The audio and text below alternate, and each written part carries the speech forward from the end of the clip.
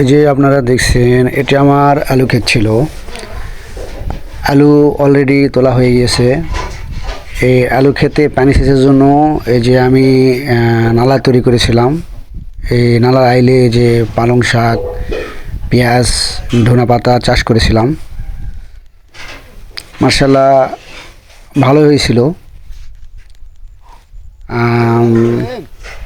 এগুলো বাড়িতে আমি অনেক আগে থেকেই খেয়েছি।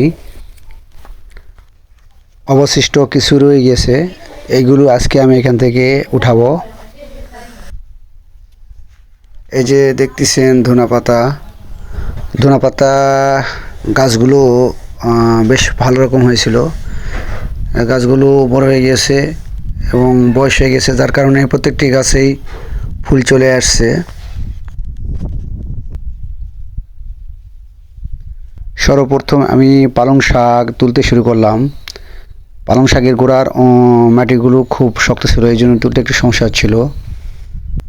এরপর আমি ধনেপাতা তুলতে শুরু করলাম।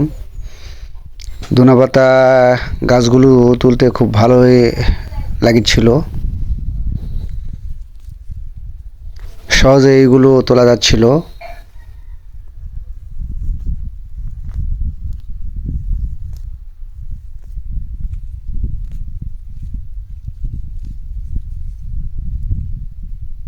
এই যে দেখুন, ধনেপাতা গাছগুলো আমি তুলে ফেললাম, খুব ভালো দেখাচ্ছিল। এরপর পেঁয়াজ উঠানোর জন্য আমি মাটিগুলো কুপিয়ে নিলাম।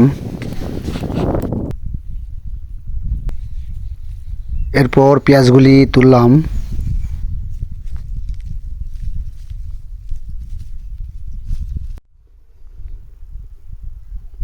এই যে দেখুন, পেঁয়াজ কত সুন্দর দেখাচ্ছে, ধনেপাতা, পালং শাক সবগুলো একসাথে খুব ভালো দেখাচ্ছিল। তো দর্শক, আজকে এই পর্যন্তই। আগামী ভিডিও দেখার আমন্ত্রণ জানিয়ে আজকের মতো এখানেই বিদায় নিচ্ছি। আর আমার চ্যানেলটি অবশ্যই সাবস্ক্রাইব করে রাখবেন পরবর্তী ভিডিও দেখার জন্য। ধন্যবাদ সবাইকে। আসসালামু আলাইকুম।